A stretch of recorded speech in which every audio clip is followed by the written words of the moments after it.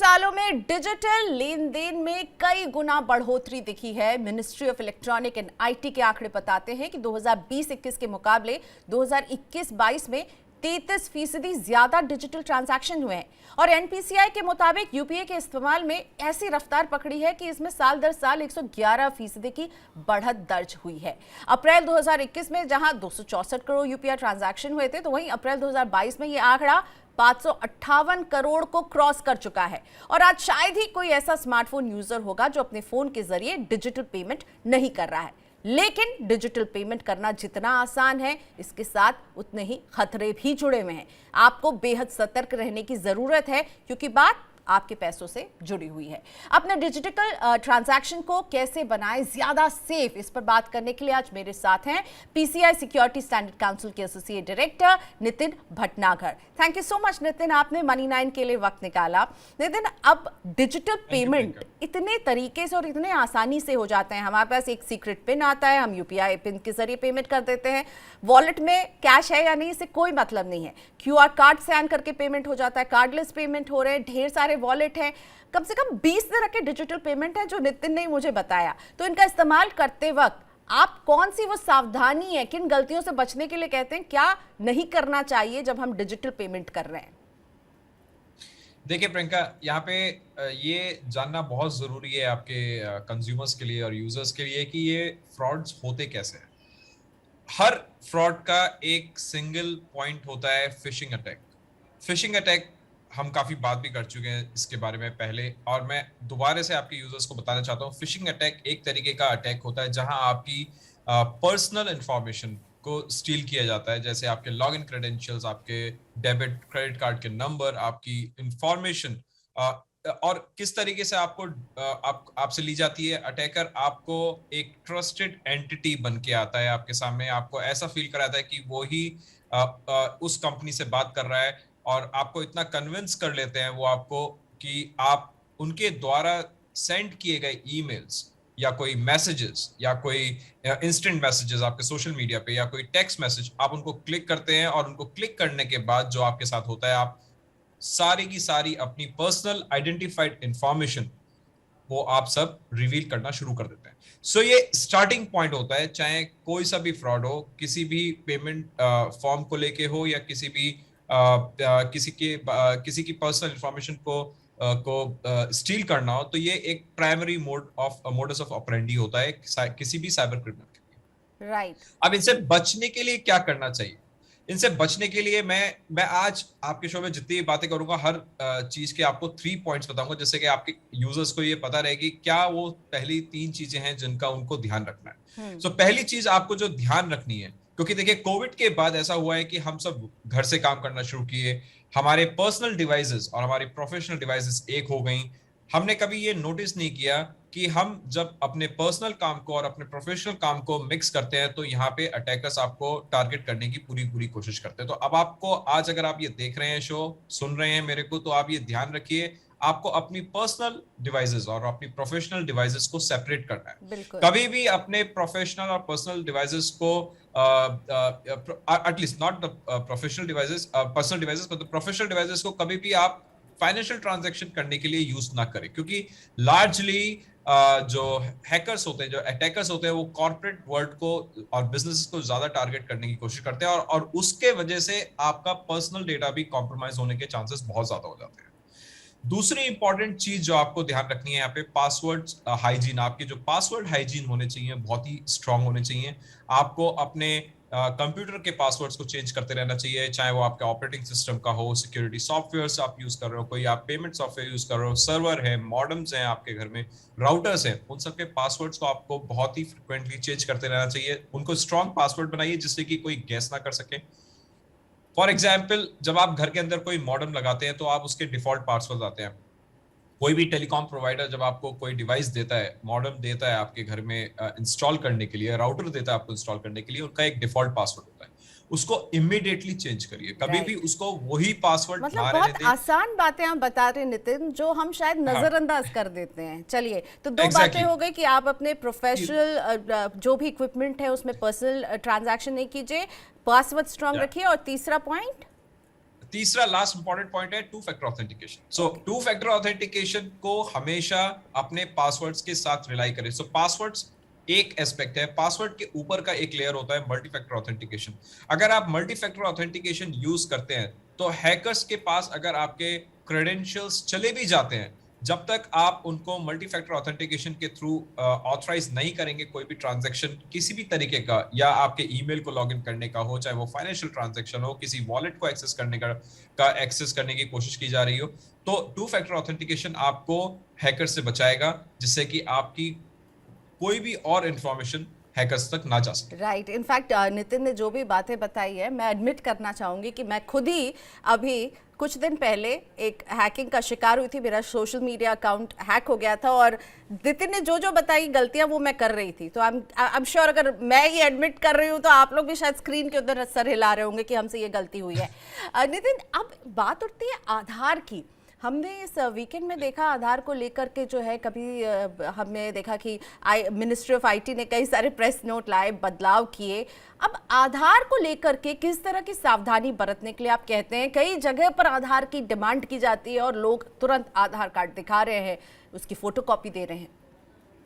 देखिए, I think virtual ID इसका एक ऑल्टरनेटिव ऑप्शन है जो हम सबको पता है, और अब आपको ये समझना पड़ेगा वो भी 16 एक वो जो डिजिट आपकी वर्चुअल आईडी आती है वो आपके आधार से ही मैप होती है। तो अगर कोई भी अगर हमसे आधार मांग रहा है तो हम उसको वर्चुअल आईडी के साथ mask Aadhaar number with the last 4 digit अगर हम दे रहे हैं तो आई थिंक वो सेफ है। ऐसा नहीं है कि, बट अगर आप full Aadhaar details with all your address आपके पूरे केवाईसी इंफॉर्मेशन के साथ अगर आप दे रहे हैं तो वो थोड़ा सा रिस्की हो सकता है, क्योंकि आपकी सारी इंफॉर्मेशन उस पर है, आपका फोन नंबर से लेके आपका एड्रेस से लेके आपका Aadhaar number. So even it has उसके ऊपर क्यूआर कोड भी होता है जो स्कैन किया जा सकता है। तो वर्चुअल आईडी एक ऑल्टरनेटिव ऑप्शन है जिसको कंज्यूमर्स को यूज करना शुरू कर देना चाहिए, और वो उतना ही एक्टिव है, उतना ही ऑथेंटिक है कि जितना आपका एक्चुअल 16 डिजिट का जो आधार नंबर होता है। तो नितिन ने यहाँ पर मास्क आधार आईडी की बात की है और हम शो में आगे मनी प्लान में आपको बताने भी वाले हैं कैसे डाउनलोड। हाँ प्लीज कंप्लीट कीजिए। एक चीज और मैं ऐड करना चाहूंगा यहाँ पे कि अब आधार नंबर को डिराइव करने के लिए वर्चुअल आईडी से आप आधार को जनरेट नहीं कर सकते हैं। आधार से वीआईडी हो सकता है, वीआईडी से आधार वापस नहीं आ सकता। Okay fine. सो एक वर्चुअल आईडी जो है उसके जरिए आप अपनी आइडेंटिटी को पुख्ता कीजिए, पर इसको एज एन आइडेंटिटी कार्ड कहीं भी शेयर मत कीजिए, बहुत सारी डिटेल्स होती है। सो आधार को लेकर सेफ रहने का यही एक तरीका है। मास आधार कैसे डाउनलोड करें आपको मनी ज्ञान में हम आगे बताएंगे। अच्छा नितिन, यूपीआई सबसे पॉपुलर ट्रांजैक्शन का तरीका है और जब इतने सारे लोग करोड़ों की संख्या में इसका इस्तेमाल कर रहे होंगे और करोड़ों के ट्रांजैक्शंस हो रहे हैं इसमें, तो इसमें यूपीआई ट्रांजैक्शन में आप कौन सी सेफ्टी बरतने के लिए कहेंगे? 3 एस्पेक्ट यहाँ पे भी हैं। सबसे पहले आपको ये देखना है कि आप किसको पैसा भेज रहे हैं, वेरीफाई करना यूजर को बहुत इंपॉर्टेंट है। ओके। सेकंड, आपको अपना यूपीआई के जो पिन है वो कॉन्फिडेंशियल रखना है, वो किसी को नहीं बताना है। जिस तरीके से हम क्रेडिट और डेबिट कार्ड्स की पिन की बात करते हैं कि आप किसी को ना बताएं, आपको कोई फोन करके आपसे आपके डेबिट कार्ड की डिटेल्स या फिर आपकी पिन नहीं मांगेगा, इसी तरीके से इसको भी आपको एक कॉन्फिडेंशियल, इसको आपको अपने लॉकर में कहीं छुपा के रखना है जिसकी चाबी सिर्फ आप ही को बताओ। तीसरी चीज, आप जब आपका पैसा डिडक्ट हो जाए तो आपको एक एसएमएस आता है हर ट्रांजैक्शन के बाद, उसको वैलिडेट करिए कि क्या उतना ही पैसा डिडक्ट हुआ है जितना आपने किसी को भेजा था। सो ये 3 चीजें अगर आप फॉलो करेंगे तो आई थिंक आप इसको अपने लिए सेफ बना सकते हैं, क्योंकि कंज्यूमर अवेयरनेस यहाँ पे बहुत इंपॉर्टेंट है। सिस्टम्स बहुत स्ट्रांग है, बट कंज्यूमर का अवेयरनेस, किस तरीके से इस प्रोडक्ट को यूज करना है, इस सर्विस को यूज करना है, वो हमें यूजर्स को समझाना पड़ेगा। ठीक है, तो थोड़ी सी भूल चूक जो है वो आपको बहुत महंगी पड़ सकती है। सिस्टम्स जो हैं वो टाइट हैं, लेकिन आप भूल करेंगे और फंसेंगे। और यूपीआई में तो खास तौर पर मैं एक और चीज़ के लिए अलर्ट करना चाहूँगी, जब आपको किसी से पेमेंट रिसीव करनी हो ना, तो आपको अपना पिन नहीं फीड करना होता। ये चौथी बात मैं ऐड करना चाहूँगी नितिन के आंसर के साथ। एग्जैक्टली। नितिन, बहुत सारे पेमेंट वॉलेट हैं, फोन उठाया पेमेंट कर दिया। इन पेमेंट वॉलेट के इस्तेमाल में क्या ख्याल रखना चाहिए? क्योंकि बहुत आसान लगता है, कहीं कैश की जरूरत नहीं, कार्ड की जरूरत नहीं है। इन पेमेंट वॉलेट की सेफ्टी के बारे में आप क्या कहना चाहेंगे, क्या ध्यान रखें? 3 पॉइंट्स इस पे भी बता दीजिए। हाँ, तो पेमेंट वॉलेट्स में देखिए बहुत ही सिंपल, पहला यूनिक पासकोड होना चाहिए आपके वॉलेट का। ऐसा नहीं कि आपने कोई भी पासकोड या पासवर्ड आपने बना के अपने वॉलेट को सिक्योर कर लिया है। ये एक पर्स की तरह होता है आपकी जेब में, बिकॉज आपकी जेब में, इसलिए आप वो भी सेफ नहीं होता है। अगर किसी जेब कतरे ने काट लिया तो पैसा जा सकता है, बट पॉइंट ये है कि आप कितना सेफली रख सकते हैं उसको डिजिटल वर्ल्ड में, बिकॉज हमारे पास ऑप्शंस होते हैं उसको पासवर्ड्स और पासकोड से सिक्योर करने के। तो एक यूनिक पासकोड सेट करिए अपने वॉलेट के लिए। हमेशा ध्यान रखिए कि अपडेट्स आते हैं वॉलेट्स के, उन सॉफ्टवेयर अपडेट्स को रेगुलरली अपडेट करें। ऐसा नहीं होना चाहिए कि कभी आप किसी भी अपडेट्स को छोड़ गए और वो अपडेट इतनी क्रिटिकल थी कि हैकर उसको एक्सप्लॉइट कर रहा है। आज के टाइम पे अगर आपने अपडेट नहीं किया तो अपडेट करिए सॉफ्टवेयर को, और जो वॉलेट होते हैं डिजिटल वॉलेट्स वहीं से डाउनलोड करिए। ऑफिशियल मतलब वहीं से, मतलब उनकी ऑफिशियल वेबसाइट से ही डाउनलोड करें, जिससे कि आप ऑथेंटिक वॉलेट्स को ही अपने मोबाइल फोन में रिजाइड करा रहे हो। ऐसा नहीं होना चाहिए कि आपने XYZ वॉलेट किसी भी XYZ प्रोफाइल वेबसाइट से डाउनलोड किया और आपने उसको स्टोर किया और आपने अपनी सारी पर्सनल आइडेंटिफाइड इंफॉर्मेशन रिवील करनी शुरू कर दी। राइट अब बात आती है डेबिट कार्ड और क्रेडिट कार्ड की सिक्योरिटी से जुड़ी हुई, जिस पर आप खास फोकस देते हैं, और इससे भी बहुत ठगी होती है। इनको लेकर के किस तरह की हाइजीन रखनी चाहिए सेफ्टी की जहां तक बात है?